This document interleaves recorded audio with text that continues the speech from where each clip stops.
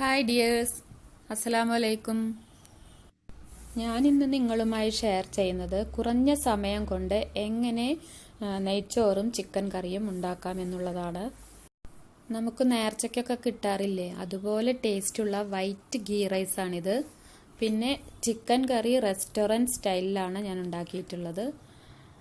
വളരെ ഈസി ആയിട്ട് നമുക്കിത് തയ്യാറാക്കിയെടുക്കാൻ പറ്റും. ഇതിന് നമുക്ക് ജസ്റ്റ് ഒരു 30 അല്ലെങ്കിൽ 40 മിനിറ്റ്സ് മതി. അപ്പോൾ ഇനി കുക്കിങ്ങിലേക്ക് പോകാം.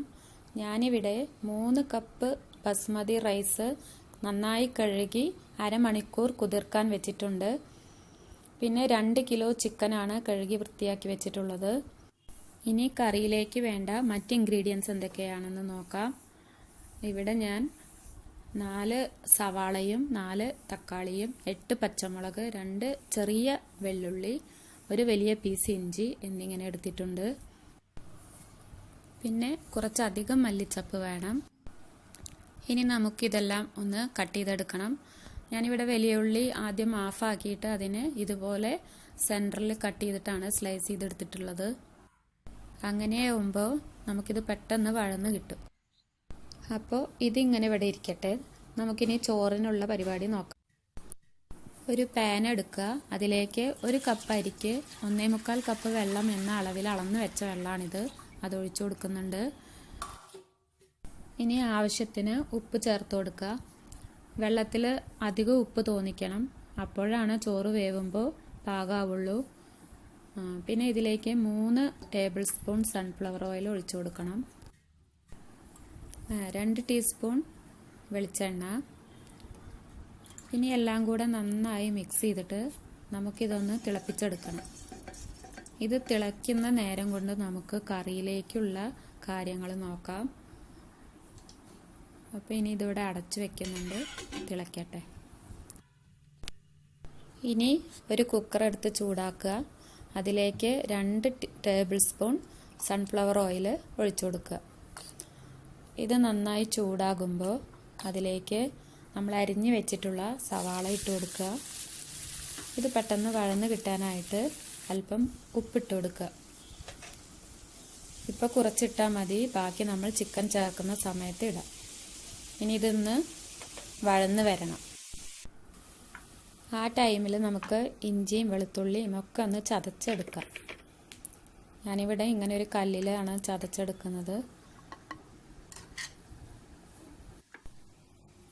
പിന്നെ ഞാനിവിടെ ഒരു ചെറിയ പീസ് ക്യാരറ്റ് എടുക്കുന്നുണ്ട് കേട്ടോ. ചോറിൽ ചെറുതായിട്ട് മുറിച്ചിടാൻ വേണമെന്ന് നിർബന്ധമില്ല, ഞാനൊരു ഭംഗിക്ക് വേണ്ടി ഇട്ട് കൊടുക്കാനാണ്. അപ്പോൾ വെളുത്തുള്ളി ചതച്ചു. ഈ സവാളയൊക്കെ വഴറ്റുന്നതില്ലേ, മീഡിയം ഫ്ലെയിമിലിട്ടിട്ട് വേണം കേട്ടോ വഴറ്റാൻ. ഈ സവാള വഴലുന്ന സമയം കൊണ്ട് നമ്മൾ കുതിർത്തി വെച്ച അരി വാർത്ത് വയ്ക്കാം. അപ്പോൾ അതും ഓക്കെയായി. ഇനി ഒരു ക്യാരറ്റിൻ്റെ പകുതി എടുത്ത് ചെറുതായി നുറുക്കിയിട്ട് അതിലേക്ക് 3 പട്ട, 10-15 ഏലക്കായ, ഒരു 12 ഗ്രാമ്പു ഇട്ട് അവിടെ റെഡിയാക്കി വയ്ക്കുക. ഇപ്പോൾ സവാള നന്നായി വഴന്ന് വന്നിട്ടുണ്ട്. ഇനി ഇതിലേക്ക് നമ്മൾ ക്രഷ് ചെയ്ത് വെച്ചിട്ടുള്ള ഇഞ്ചിയും വെളുത്തുള്ളിയും ഇട്ട് നന്നായി ഒന്ന് ഇളക്കി കൊടുക്കണം.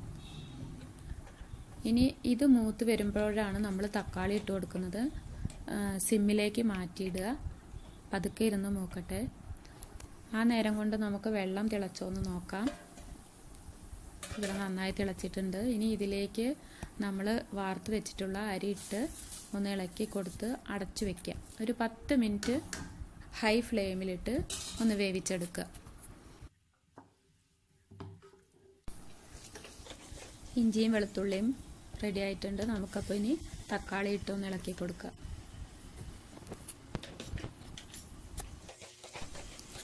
ഈ സമയത്ത് സിം ടു മീഡിയം ലെവലിൽ ഫ്ലെയിം ആക്കി കൊടുക്കുക.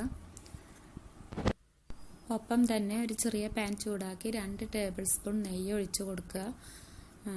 അത് ചൂടാകുമ്പോൾ അണ്ടിപ്പരിപ്പും മുന്തിരിയും ഇട്ട് വറുത്ത് വയ്ക്കുക. ഇപ്പോൾ 10 മിനിറ്റായി. നമ്മുടെ ചോറ് എന്തായെന്ന് നോക്കാം. വെള്ളമൊക്കെ വറ്റി പെർഫെക്റ്റായി വെന്ത് കിട്ടിയിട്ടുണ്ട് കേട്ടോ. ഇനി ഇതിലേക്ക് ക്യാരറ്റും പട്ടയും ഒക്കെ ഇട്ട് കൊടുക്കുക. പിന്നെ നമ്മൾ വറുത്ത് വെച്ച അണ്ടിപ്പരിപ്പ്, മുന്തിരി അത് നെയ്യോട് കൂടെ തന്നെ ഒഴിച്ചു കൊടുക്കുക. ഇനി നമുക്കിതൊന്ന് ദം ചെയ്തെടുക്കണം. അതിന് നമ്മൾ കേക്കൊക്കെ ഉണ്ടാക്കുന്നത് പോലെ സ്റ്റവിൻ്റെ മീതെ ഇതുപോലൊരു തട്ട് വെച്ച് കൊടുക്കുക. ഇതിന് മീതെയാണ് നമ്മൾ ചോറ് വെക്കുന്നത്. ലോ ഫ്ലെയിമിൽ ഇട്ടിട്ട് വേണം ദം ചെയ്തെടുക്കാൻ. അപ്പോൾ ഒരു 10 മിനിറ്റ് ഇനി ഇതിവിടെ ഇരിക്കട്ടെ. നമുക്കപ്പോഴേക്കും കറിയിലേക്കുള്ള മസാലപ്പൊടികൾ എടുക്കാം. ഞാനിവിടെ 1 ടീസ്പൂൺ നല്ല മുളക് പൊടിയും 1 ടീസ്പൂൺ കാശ്മീരി ചില്ലി പൗഡറും എടുത്തിട്ടുണ്ട്.